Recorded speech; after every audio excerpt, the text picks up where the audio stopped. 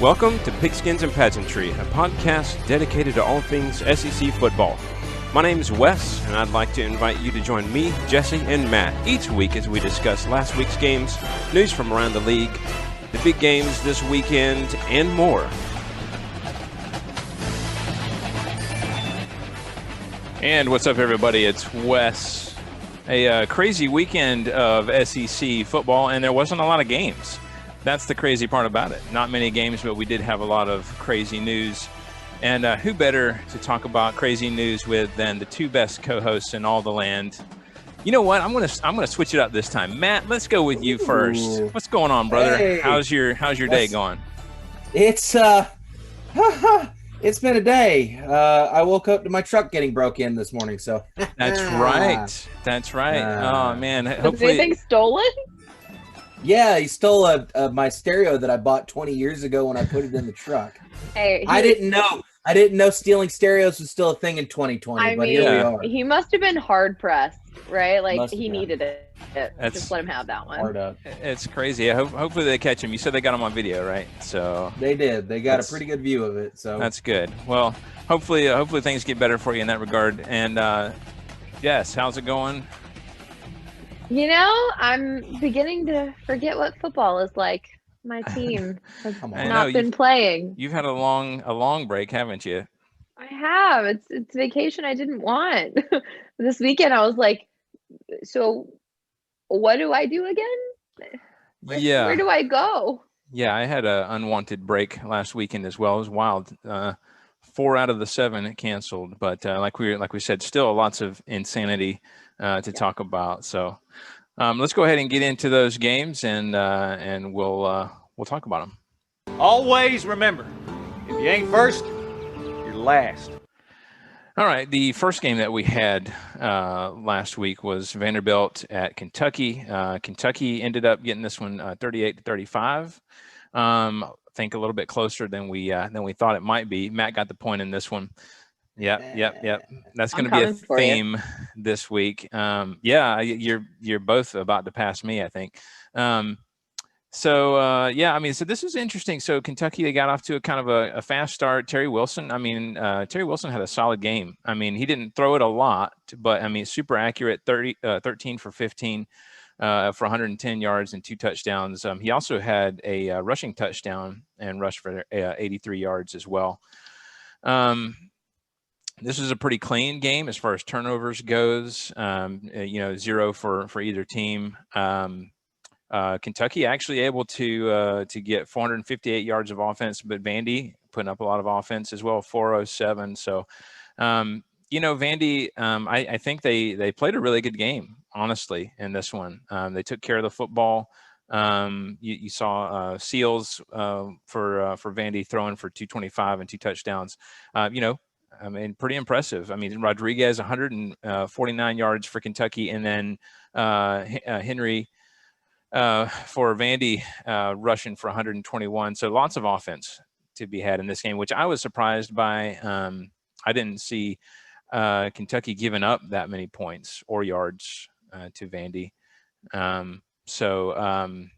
yeah, Jessi, what did you think about this one? And what are your thoughts on, this narrow win by Kentucky? Yeah, I mean, I think Vanderbilt did a lot better than I expected, at least. You look at that record and it's not great, guys. It's really bad.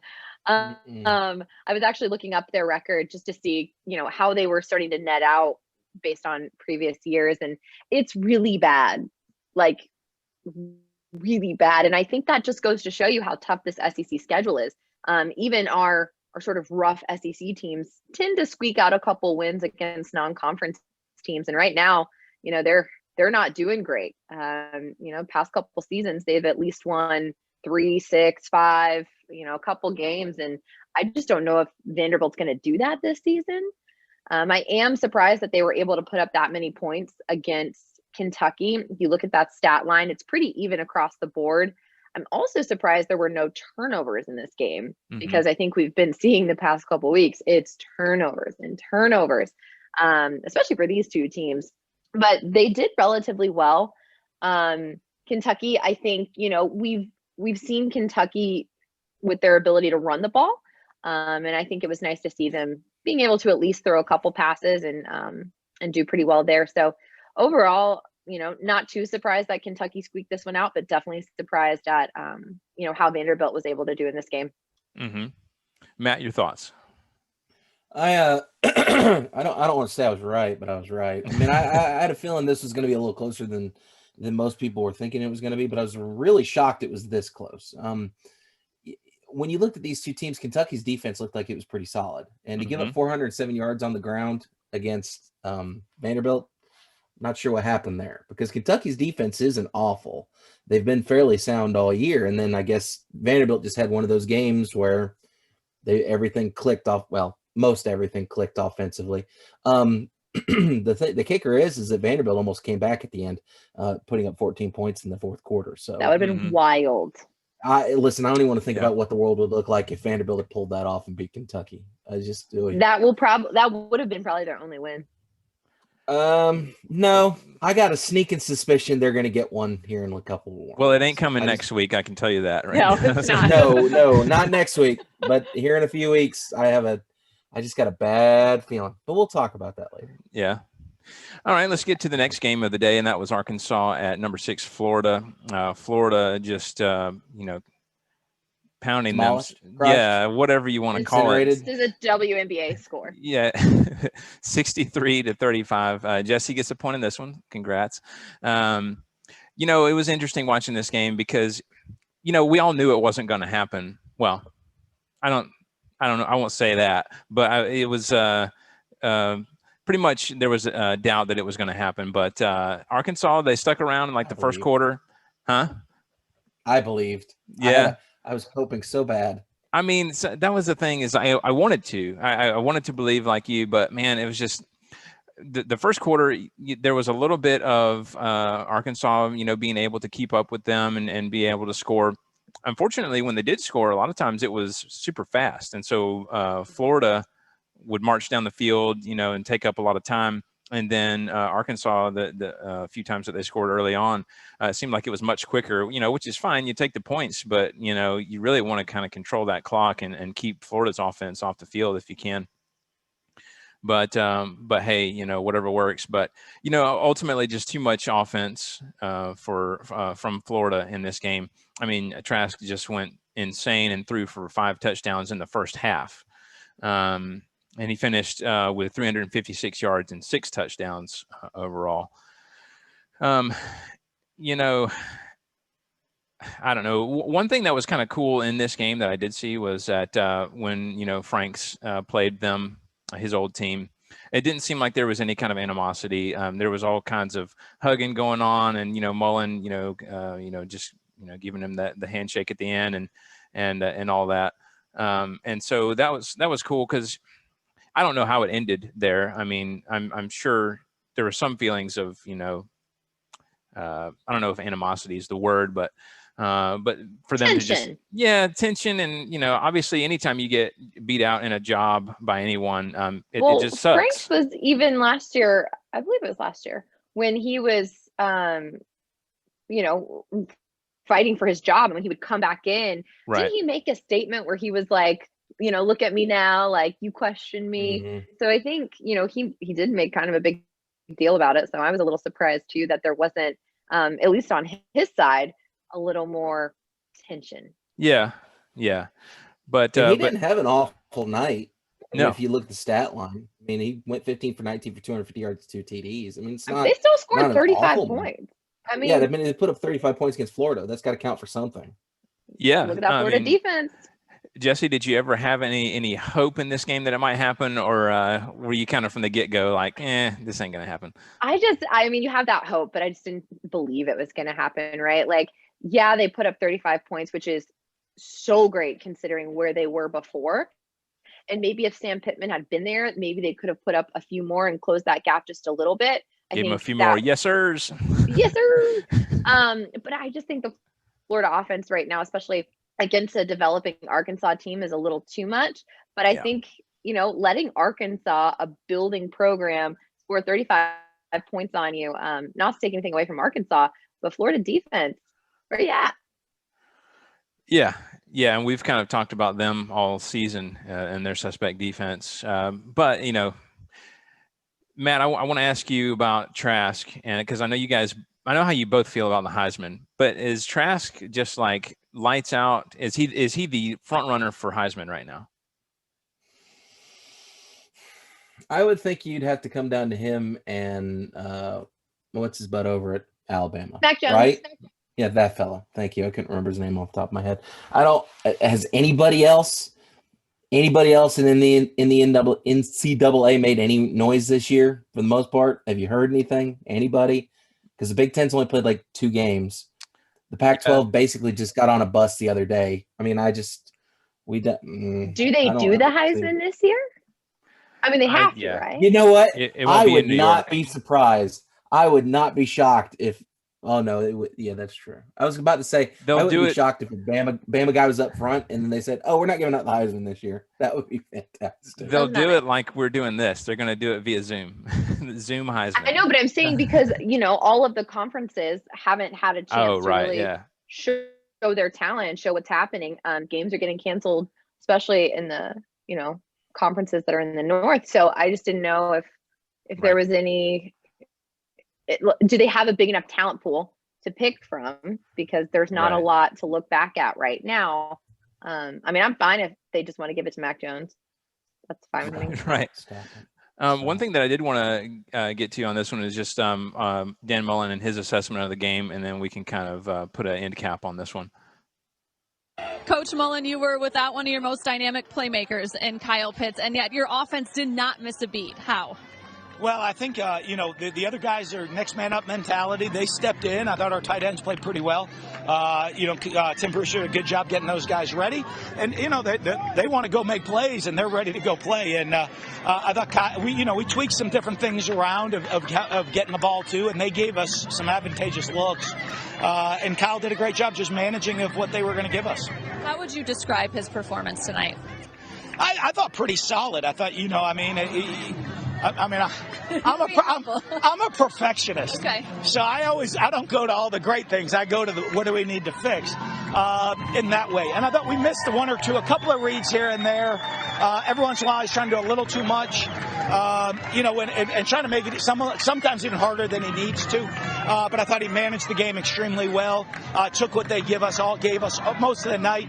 You don't see him trying to force it to one receiver or the other, and made a lot of big throws for us in tight windows. I know you're a perfectionist because I saw you coaching him right up until the very end. How special is this offense under his leadership? Well, I think it is. We have some veteran players. We have some veteran guys up front on the O-line. And then we can really roll in skilled players. And a lot of different guys can come in and make plays.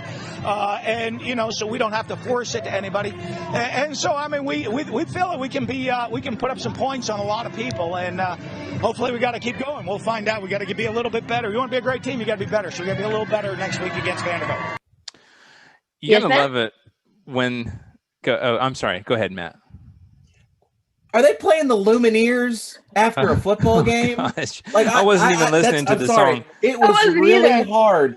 It was really hard to pay attention because all I heard was what sounded like the Lumineers in the background, and I'm just like, who plays that after a football game? That is hilarious. He talks way too fast, and as a fast talker, I get it, but slow down, my dude. He's excited. I know, but he's just like. But you have to love how the guy throws 6 touchdowns, and he's like, could have done a little bit better, I think. And I get it.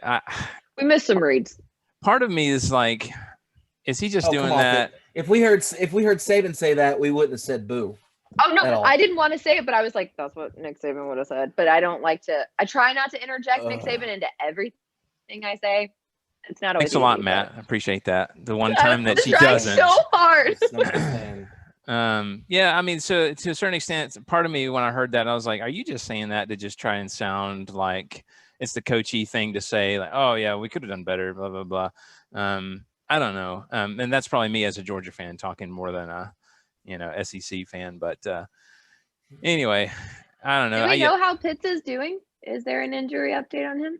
I think he's probably just in the protocol. I I'm sure it's like a week-to-week thing. I'm sure he'll be back soon in the next week or two. But they're not really going to need too many people for the next game, I don't think. Clearly not. So yeah, I love his assessment in the end. We're going to have to play better if we're going to beat Vanderbilt. I'm like, Do you though? Probably not. The team on the bus. Come on now. But yeah, whatever. How funny would it be if Vanderbilt knocked them off? That would be hilarious. I would love it. But... The most 2020 thing ever. Oh, chaos. Yeah. Absolute chaos. All right, let's talk about South Carolina at Ole Miss, and this one was yes, let's. Oh my gosh, so wild.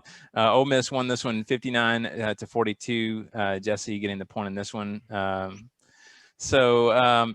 this one was like a shootout, which is hilarious because the week before, Matt, you were texting me about South Carolina's offense and how terrible they were, and now Miss's defense is terrible. And yeah, apparently that's the cure. Just go up against somebody who really struggles on defense.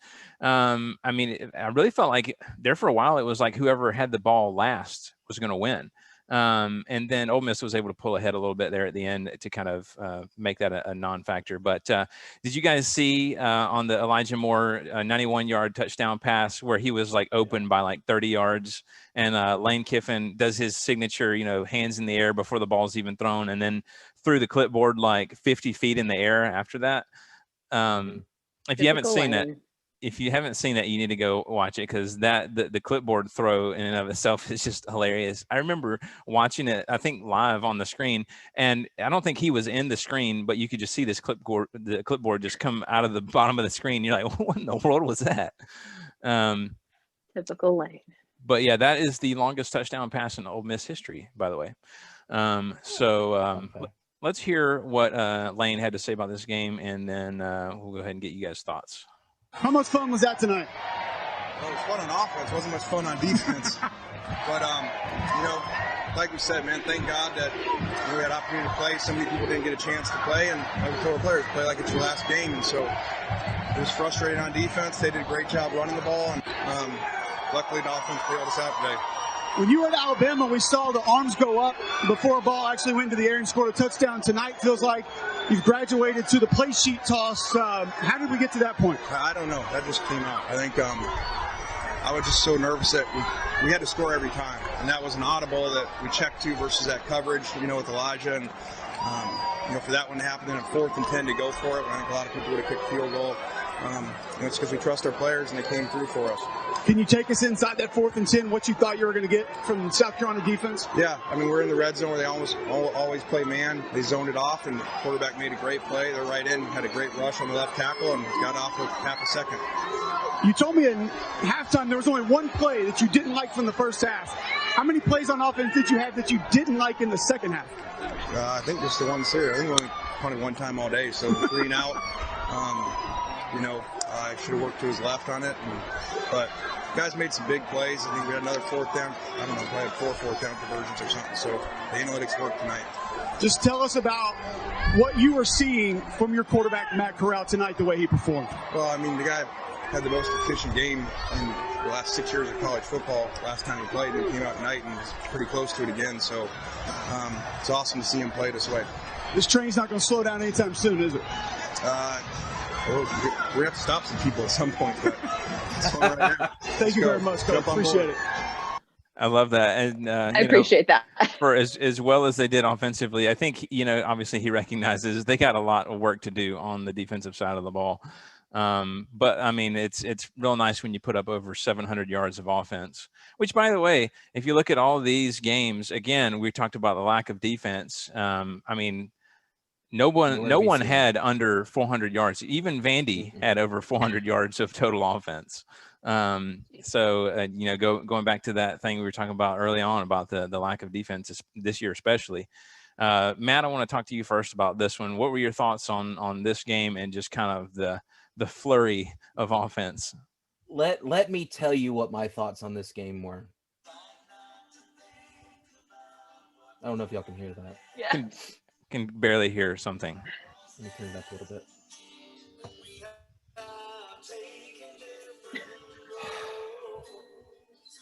Just give me a minute. I need a moment.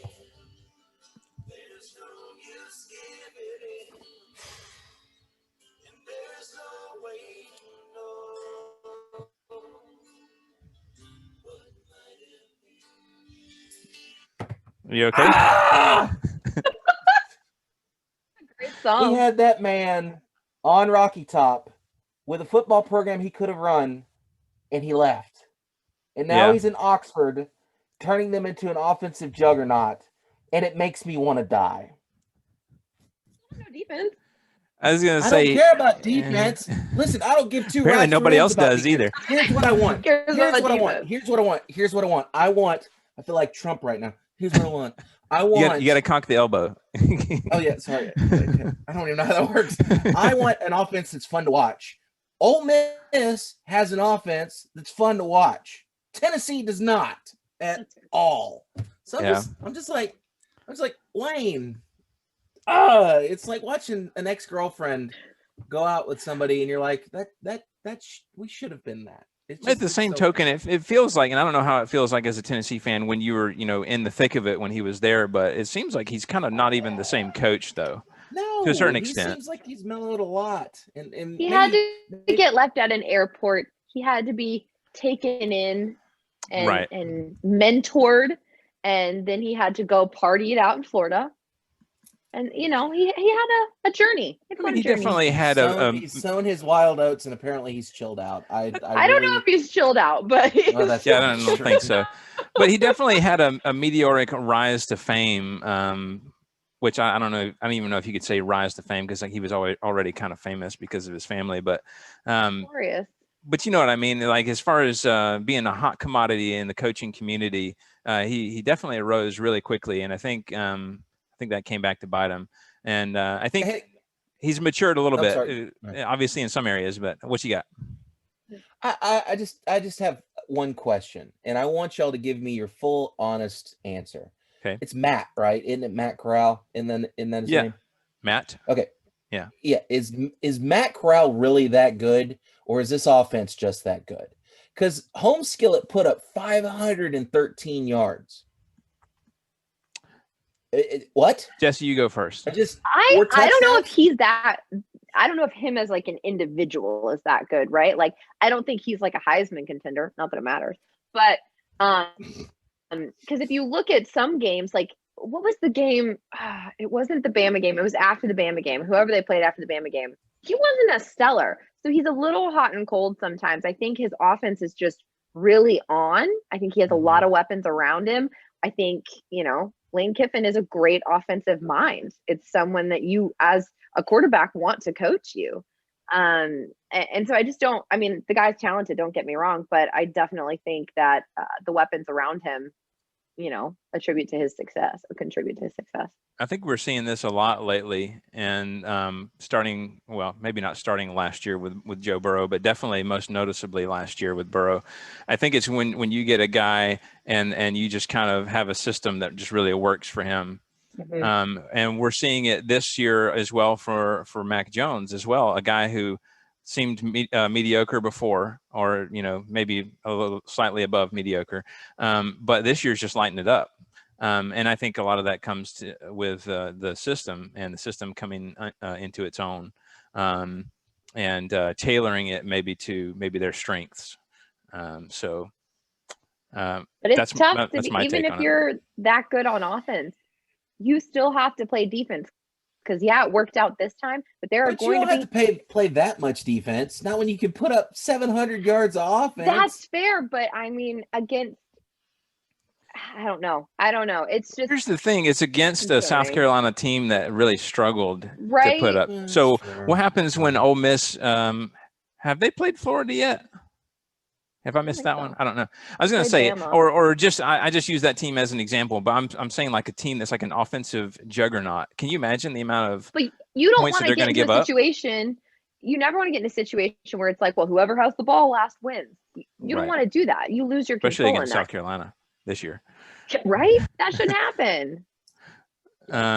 And we got more to say about that coming up. So obviously there was some changes that happened in South Carolina's football program shortly thereafter. There were? And we'll get to that in just a second. But I know the stuff that you guys really care about is the pick'em standings. Matt, you have now surpassed me. You have 14, I have 13, and Jessi is right there as well at 10. So coming back. I've gotten 0 points for 2 weeks in a row. So that's the only way me and Jessi have managed to get back within striking distance. To say that's not good. So we're going to try to get that reverted this weekend. But all right, let's go ahead and get into that news. Here's the news. All right, just some, housekeeping. First, we go through the AP poll, which we all, know as whatever.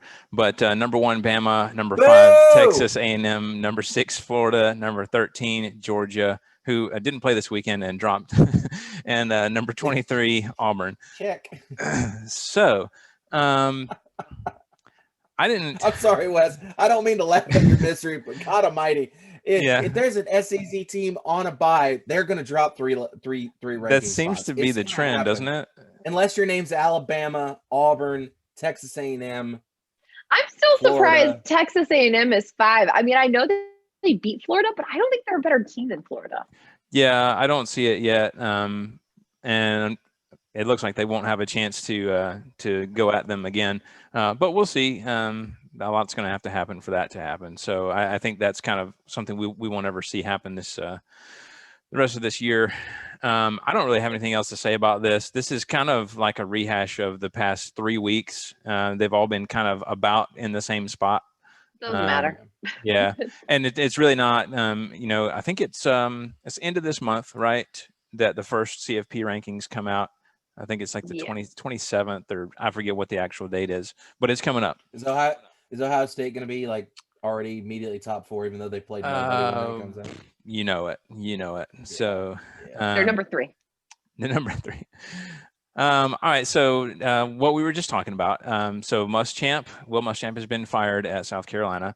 Mike Bobo is the yes, Mike. Yes, Matt, you called it. And Mike Bobo is the interim for now. So we've talked about replacements. I was watching a video this week which had some odd names, although the connections are there for some of them anyway. So let's see. One of the names in the wish list I saw was Jeff Monken, who is head coach of Army. And you say, what? Army? Apparently the president of South Carolina went to West Point, and obviously there's connections there. So that could possibly happen. One thing I'm curious about is Sarkisian. He's a name that's being tossed around. And Jessi, I know you hate to stop to hear that. taking our coordinators. Okay. Wait a minute. Hold on. Question. Haven't we already played the Sarkisian game before? Yeah, but he, like another name that we've mentioned, we've talked about, just throw the name out there because we already mentioned him last week, Hugh Freeze. Obviously, he had his moment. Great coach. But he, had some personal issues and had to go through that road, the road that he's gone through. To a certain extent, even though it's different circumstances, Sark has done the same thing. He's kind of done his penance, and I don't know. And so I think I don't know. The dude is an offensive mind, I think that might. He's making up for screwing us over in that natty, leaving us. Yeah. And now he's back, and he's making up for it. He's making better calls. But I mean, unforgivable. If he leaves again, it's just unforgivable. Yeah. Well, if there's anything South Carolina needs right now, it's offense. So they might need a mind. They need a lot. Yeah. But I mean, that would be the complete opposite of Muschamp, a very defensive-minded guy. Well, in defense either. Yeah. So, and then finally. Sorry. Go ahead, Wes. I was just gonna one last name here. Apparently, the video that I was watching thinks that the most realistic name for this coaching search was Billy Napier with the Louisiana Lafayette Ragin' Cajuns. And if you're curious about the record there, 2018 he led them to 7-7, 2019 11-3, and then 2020. They're currently 7-1. So for the way that he's done with that program and just realistically who they can get without maybe, spending a ridiculous amount of money, because let's not forget they had to pay $13 million buyout for Muschamp. And then did you guys know that Muschamp still had some left over from Florida? So I think I think it's somewhere in the neighborhood of $20 million. Now, I'm not sure who all's responsible for that, but I was having a conversation with somebody else, and they were talking about how it sucks. And don't get me wrong, it does. I'm sure it's humiliating to get fired, but he got paid $20 million to get fired. So. I'll get fired every day if I get 13 million to get fired. Please. Yeah. I get paid, lose my job. Yeah. Sounds like an ideal scenario. Matt, you had something you wanted to say. Go ahead and jump right into it. I was just looking at Army's record over the last couple of seasons, and it's not awful. They've been 6-2 impressive this season so far. 5-8 last season, so a little bit of a problem. The year before that, they went 11-2. The year before that, they went 10-3. Didn't they have they've won the Commanders Cup?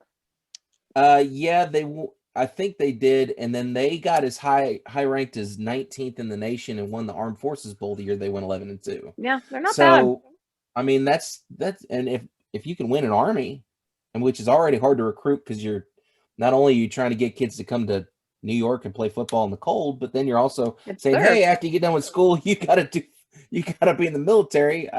Right.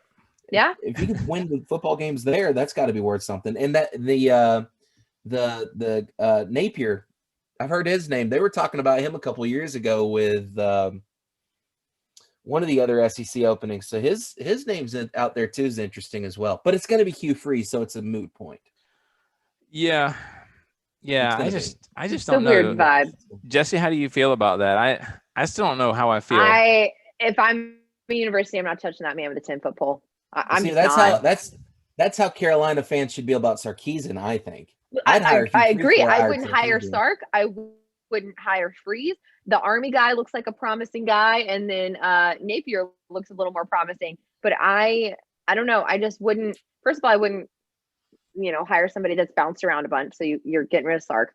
And then Freeze, I just don't, he can go to a Christian school all he wants. I just don't trust the PR nightmare that is Hugh Freeze. He's cleaned up his act. So here's the thing. So I think I agree with you, Matt. And here's why. Because I don't think Freeze has anything that he can prove at the level that he's at right now. He's already shown us that he can take a team like Liberty and put them in, AP top 25. I think that's impressive in and of itself. I think he wants to get back to, I'm just trying to think of this as a coach at that level. He wants to prove himself in the SEC, and I think he does. So I think if they came around and knocked on his door, I think he wouldn't say no. I know it's how much money do they have left, though? That's the question: is how big of a check are they going to be able to write to him? Yeah, I heard that was a kid at raising South Carolina is like, gosh darn it, our tuition just went up. Right. Yeah. They're emptying piggy banks over there. I just don't.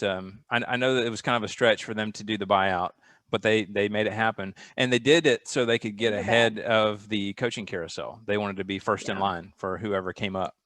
So I don't know. We'll see what happens with that. There's a lot of names, and I'm curious to know when they'll make that decision. Obviously, we're right in the middle of the season here, so a lot of time to. They may be waiting to see how other conferences sort of come out with their schedules, and if they start to let people go or see how they're doing, because you never know. It could be a hire from the Big Ten or Pac-12, whatever it is. I doubt it, but it could be. Yeah, it'd be some rando out of some Appalachian state or something like that. How's that working out for Missouri, by the way? I don't know. It's okay. I was gonna say it seems kind of middle of the road so far. All right, so the final bit of news we had is Ole Miss at number 5, Texas A&M was supposed to be the 3:30 kickoff on CBS, but postponed due to high number of. Everyone that's played A&M has had to postpone a game because of COVID. I was gonna say A&M players still in quarantine, so A&M is like a COVID carrier. I don't know what they're doing in College Jessi, Station. Stop it. No, I'm not irrational. I'm irrational. We just talked about this. I'm 100% irrational when it comes to Jimbo Fisher. But I'm not kidding. If you look at the postponement, anybody that plays A&M has to postpone a game afterwards. It's true. I don't know if, everybody just follow your protocols, please. Maybe there's something in the water in College Station. Maybe. I don't know. It's going to be interesting to see postponements after the Thanksgiving holiday, though, because do you let the kids go home? Do they not go home? Are they being CDC safe? came out today and said people don't need to go anywhere. You need to stay at the house for Thanksgiving. Yeah. Right. Order in. Put them Thanksgiving at the practice field. Yeah, that ain't happening. You ain't gonna be able to convince people to do that. Yeah. No, I mean Chicago. I obviously don't live there anymore, but they have gone back into lockdown, and the mayor said, "Do not do traditional Thanksgiving at all." So I don't see that happening. I don't see that happening, especially in the South as well. I mean, you're not going to be able to. It's not going to happen. So, to your point, we'll see what happens. All right, so getting into some more opinions. Really interested to talk about this one and see what you guys think. Sir, if I may venture an opinion. I'm not really interested in your opinion, 3PO. Yeah, well, that's just like your opinion, man. And if you're watching us on video right now, there's a guest star making her appearance. You said opinions. She has a lot of them. That's right. Cat. They come with built-in. She's opinions. Like, you're doing something. You must have meant to pet me instead. So she's a lot. Yeah. All right. So I had mentioned this one earlier in the week, and interested to see what you guys think. Should there be a required number of games? Because we've had some rumblings about possible tweaks to the playoffs, and I think flexibility is going to be the name of the game for the playoffs this year. My life. And so, like, should there be a required number of games played in order to make the playoff? And if so, how many should there be? Jessi, I want to start with you first this time. Yeah. I think I mentioned it a couple weeks ago. There should absolutely be. It's not fair to these teams, in the SEC, and I'm not just being biased, but we're playing 12 games supposedly. We started before everybody else. We're getting our players out there, and players are getting hurt. Players are getting COVID, whatever it is, and we're knocking each other out. We're playing each other, and we're gonna have possibly not as great of records as those that play, 6 games, 7 games, whatever it is. And look at someone like the Big Ten. Look at Wisconsin. They can't fit in their even 7 games. They're having to postpone them. So I don't think it's fair to put them up against, the teams in the SEC who are actually doing a full schedule. It's like we said, should we just submit the games that we want to submit? Well, that doesn't seem fair either. I like that. I agree. You should have to play a certain number of games in order to be considered. And if you don't make it, you don't make it. This is going to have an asterisk next to it anyways. And, you can make up your own bowl for all I care, but I don't think it's fair. So if you had to pull a number out of the air, how many games do you think is minimum to be considered for the 7. playoff? Okay. Matt, what do you think? I agree with Jessi. I think that no matter what you do, this has got a big asterisk next to it this year. So you really can't. I mean, you could come out with an arbitrary number and say, "Yeah, you got to play at least 8 games." Well, okay, but it's just I don't think they can require that. Now, me personally, I think that everybody should have started at the same time. Agreed.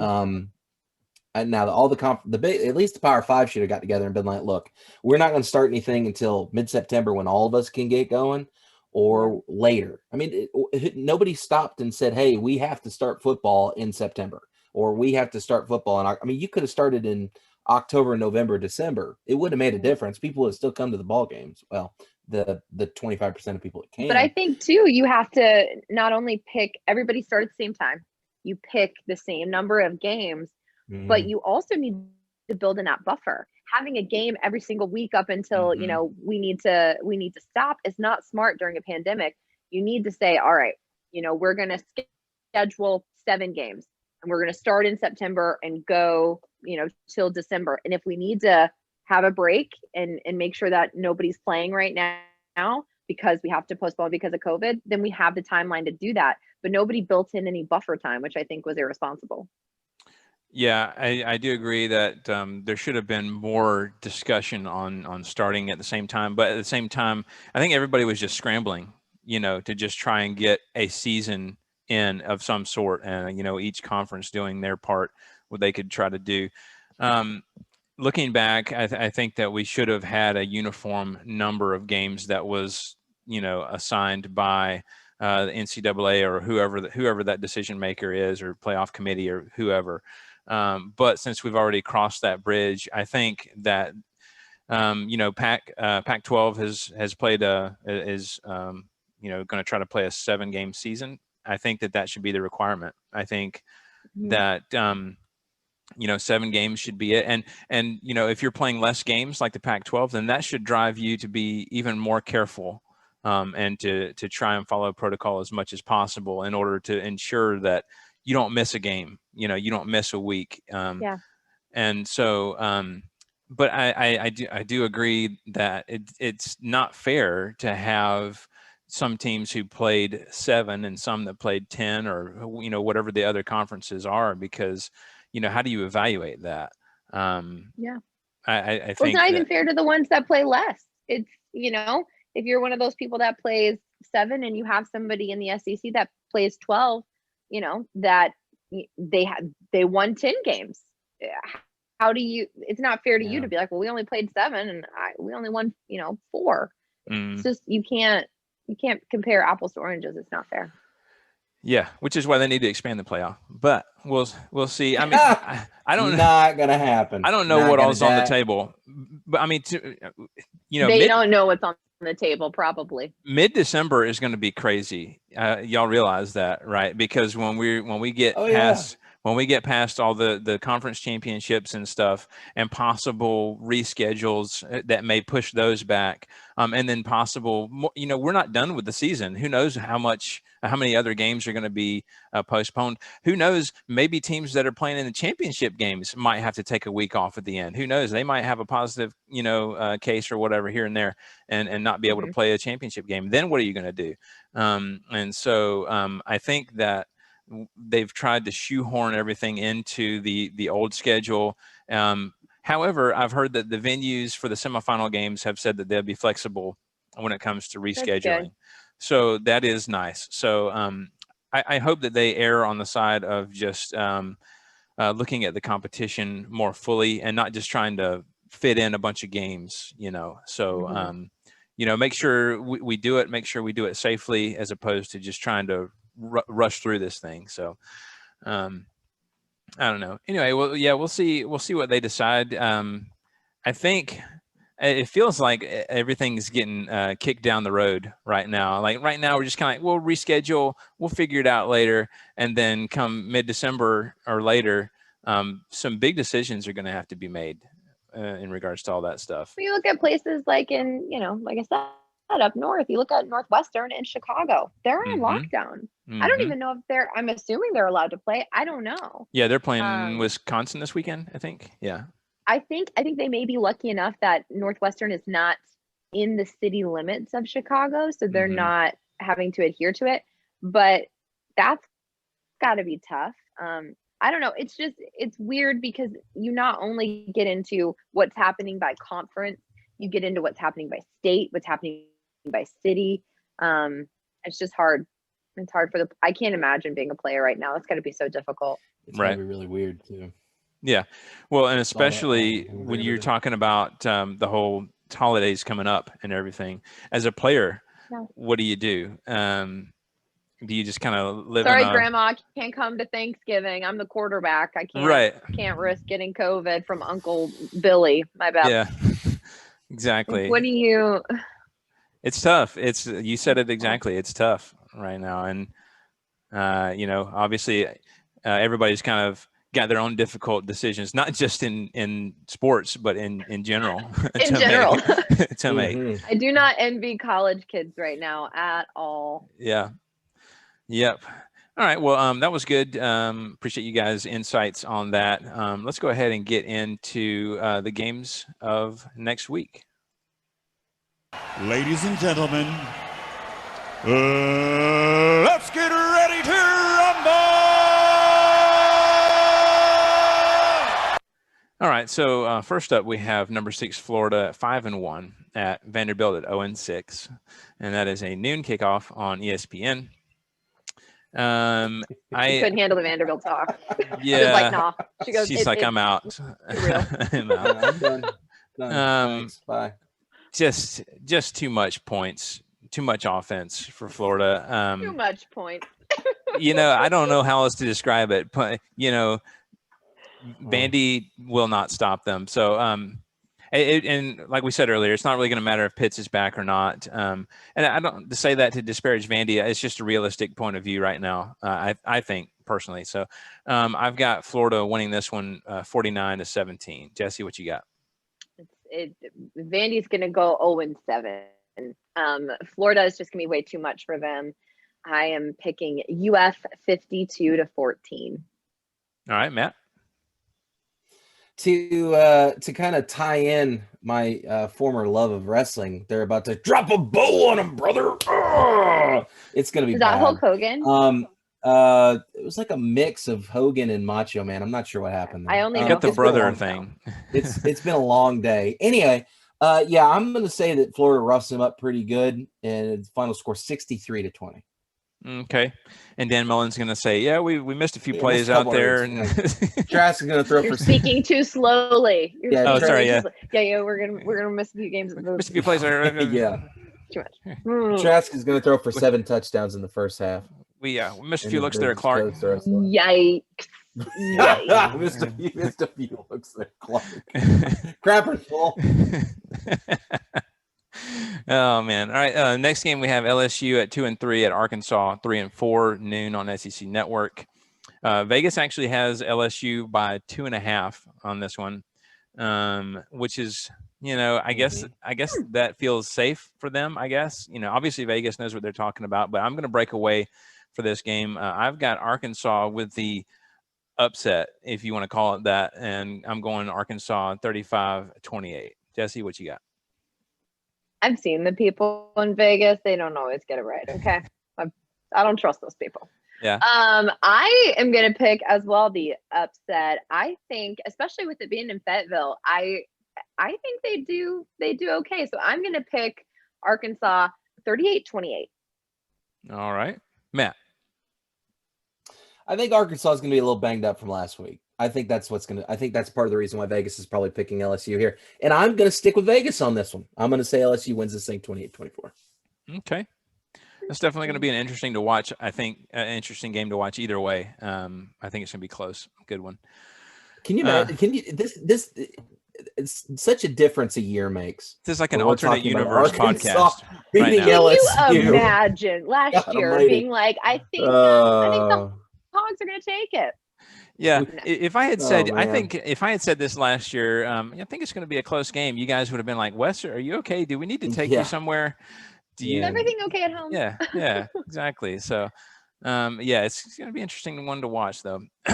Kentucky is the next game. Kentucky at 3-4 at number 1 Alabama 6-0, 4:00 on SEC Network. Yeah, I think this is just one of those cases. Again, similarly to so Florida. much points. Yes, similarly to Florida and Vanderbilt. And while Kentucky has played decent defense this year overall, I don't think that obviously they're not going to see many offenses like Alabama's. So I'm going to say Bama is going to win this one pretty big, 41-17. Jessi.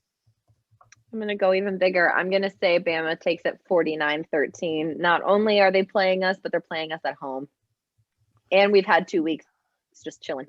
Right. They're just ready to hit somebody. So, Matt, what do you got? Y'all are going to sleep on Kentucky, but watch this. Kentucky's going to win. I'm just kidding. I was about to ask you if everything was all right at home. I did that just to watch Jesse's reaction. I love that we're videoing this now, so I can actually see when Jesse's about to have a stroke. So I'm thinking Bama's going to beat them pretty soundly. Kentucky, they haven't really done anything that really impressed me the last couple of weeks. So I'm going to say Bama wins this thing 45-14. Okay. And Jessie will be happy because she gets to watch Nikki Boy on the sidelines and they get a big win. Yeah, there you go. Yay! And the Joker, in the pocket. And Saban only gets a little bit mad in this game. He'll still get mad, but just not quite as much. So, all right. So Welcome back to football. Watching again, Matt. Tennessee at number 23, Auburn. Tennessee at 2-4, Auburn at 4-2. 7 o'clock on ESPN. I hope that makes you feel better. So bless up. Gosh, I don't know. Go ahead. So I obviously you guys can see my pick on the screen there, but this one was a difficult one. I mean, I could see this one going either way. But I just think that maybe Auburn gets some of their luck. Hopefully not in the fashion that we've seen this year. But I do think that they're going to get a few breaks down the stretch. I got Auburn winning this one 31-20. Jessi? You're right, Wes. This, these teams can be a little Jekyll and Hyde. And it really depends on what Saturday you catch them, who you're getting. But I'm picking Auburn because they are at Jordan-Hare. And we both, or not both, but we all know that when Auburn plays at Jordan-Hare, weird, spooky things happen. So they should, based on record, beat Tennessee anyways, but we all know that they could have had a very different record as well. I'm still going to pick the Tigers 28-14. Okay. Matt, what do you got? More hate and vitriol and just frustration and yeah, Auburn wins. Guarantano's going to throw like 19 picks. At this point, I just don't know anymore. Yeah, Auburn wins 28-10. It makes me sad. It makes me very, very sad. I do think it'll be closer than that, though. We'll see. We'll see. This could be one of those. You're giving Tennessee more credit than I am. Well, I agree with Jessi that it's a Jekyll and Hyde thing for Auburn. You really it depends on what team shows up. Just remember, their record could and probably should have been very different than it is right now. They should probably have one win right now. Yeah, but Guarantano is 2-0 against Auburn. So there's that. Like I said, though, they're at Jordan-Hare. Yeah. Jordan. You're mispronouncing. It's Jordan. Stupid. Jordan. All right. Jordan. Next, leave it to the Bama fan and the Georgia fan to not know how to pronounce Jordan-Hare. I think I just do it on purpose. I think I do it on purpose. Yeah. Jordan-Hare. Welcome to Jordan-Hare. And every Auburn fan's they're cringing. Yeah. They hate me. I mean, but you also have to remember, my brother's name is Jordan, and in order to make fun of him, I say Jordan. Yeah. Jordan. That's true. That's a different wrinkle thrown in there. I know. All right. Mississippi State at 2-4 at number 13, Georgia 4-2, 7:30 on ESPN. So interesting, noteworthy here. It seems like there's a strong argument that JT Daniels might get his first start this weekend, much to the delight of all the fans out there who have been clamoring for him. But Coach Smart offered him strong praise this week in press conferences. And now he hasn't officially named him the starter, but it sounds like listening to offensive lineman Ben Cleveland, who may have actually accidentally let it slip. He said it was a very smooth transition. JT has spent a lot of time working on himself. He's been running 90% of the scout team offense. He's been really focusing on learning the playbook, getting himself healthy, and preparing himself for this moment. I will say that about all our quarterbacks. They've all been prepared when their number was called. I don't expect this to be any different. So it really sounds like he's getting ready for his moment. I mean, that makes it sound like it's coming, right? So yeah. That SID was like, shut up. I know. Shut up. And I didn't hear it live, but in the quote, it's almost like he kind of caught himself. It was like, everyone's preparing for this moment. I would say that about all our quarterbacks. Or maybe he meant quarterbacks in the past. I don't know. But anyway, I think Mississippi State, we've seen them struggle to implement that air raid offense. And I think the Georgia defense is going to kind of feast on that a little bit in this game. I do have Georgia winning this one big. Not sure how JT is going to do. I am looking forward to seeing it, though. I mean, obviously we're kind of, running out of options, as it were. So another interesting note is we're actually probably, I think, going to be wearing the black jerseys on Saturday. So I'm pretty excited about that. So we'll see. We'll see what happens. I have Georgia winning this one 35-10. Jessi, what do you got? And it's going to be a true feast and famine in Athens, because I just don't think Mississippi State, I don't even think they score a touchdown, to be honest. I think it's 2 field goals. That's it. And it's one of them's going to be in garbage time. One of them's going to be really early, and the other one's going to be in garbage time. I think UGA takes this one 38-6. Okay, I would like that. Matt, what do you got? Yeah, I don't see how Mississippi State's going to be able to hang here. I work with a lady at work who is a Mississippi State fan, and she's beside herself right now with how things are right at the moment. So yeah, just UGA is going to roll here. Probably a garbage time touchdown for Mississippi State against 3rd, 4th strings. So I'm going to say UGA wins 28-10. Okay. All right, and the final game we've got here, Mizzou at 2-3 at South Carolina at 2-5, and that is a 7:30 kickoff on SEC Network Alternate.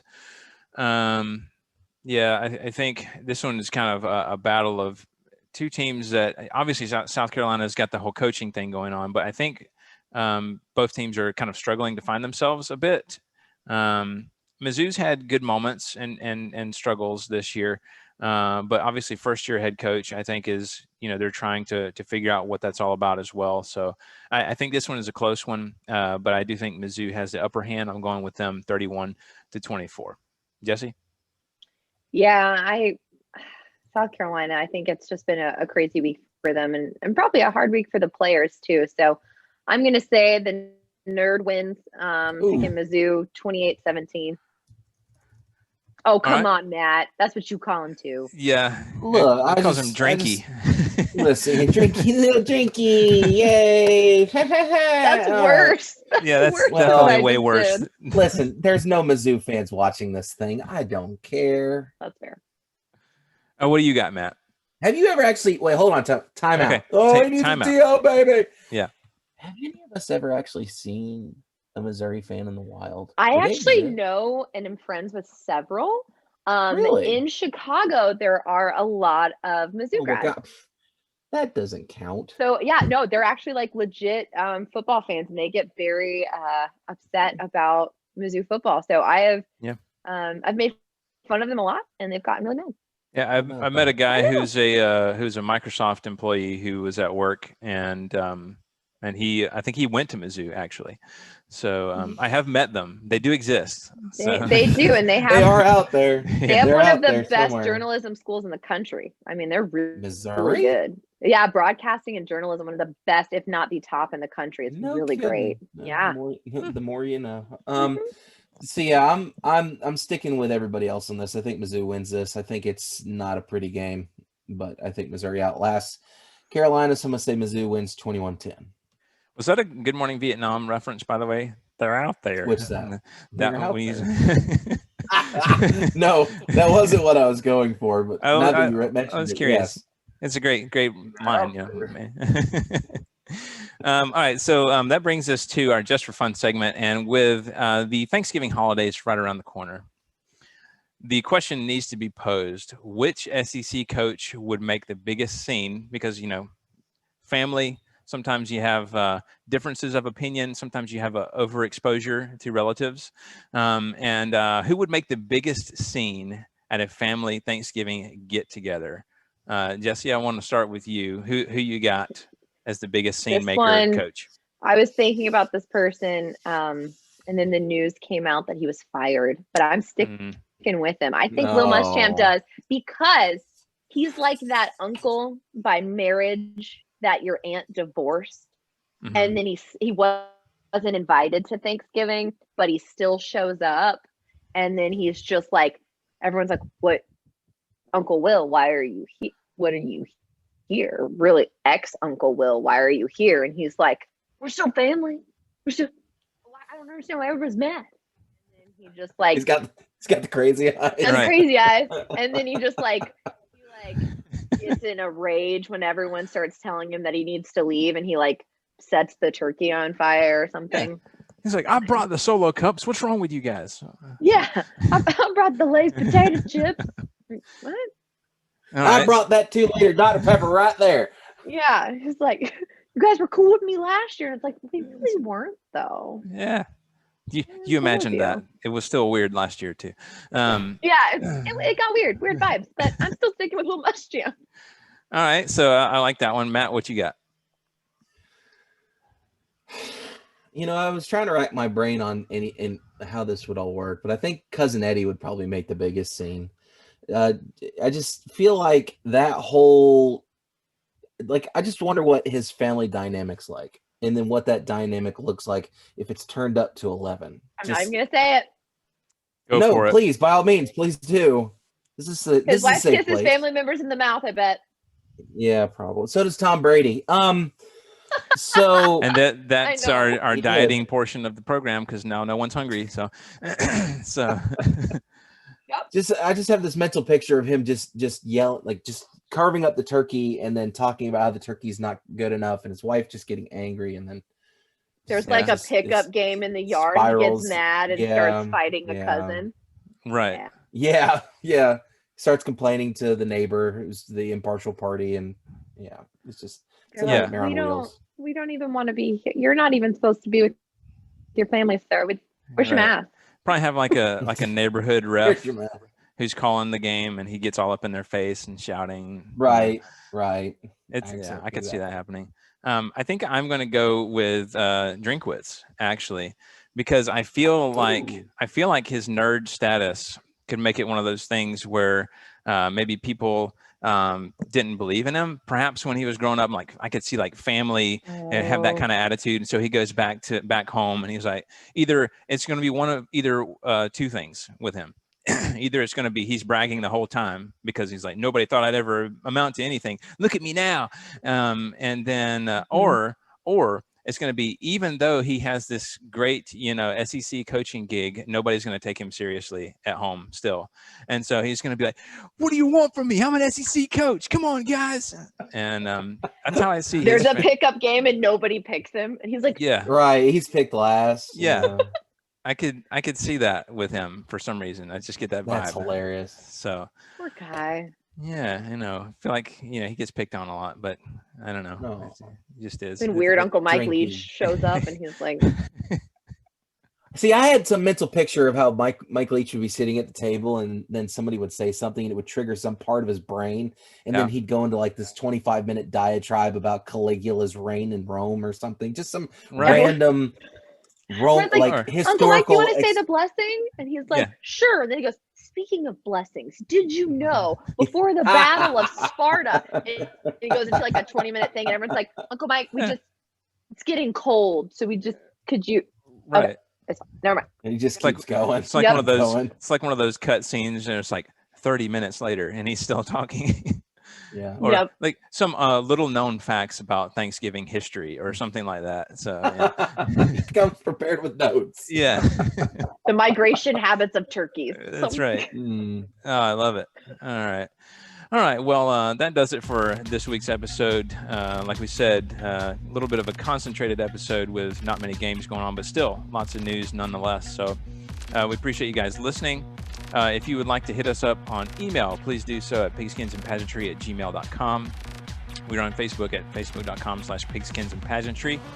We are also on Twitter at PPSEC Podcasts. And we are also on Instagram at Pigskins and Pageantry. Don't forget, we are available for download on iTunes, Stitcher, TuneIn Radio, and most podcasting apps for iPhone, Android, and other operating systems. And, of course, YouTube. Appreciate you guys watching us on the video. And if you enjoyed the show, we'd love it if you'd take a moment to hit subscribe and give us a 5-star review. We would greatly appreciate that. So getting back into kind of the swing of things with lots of games this weekend. Until next time, this is Wes. Go Dogs. Bama football is back, y'all. Thank God. Roll Tide. If y'all want to watch the Auburn game, you can. I will. And cry a lot. And and that. The balls.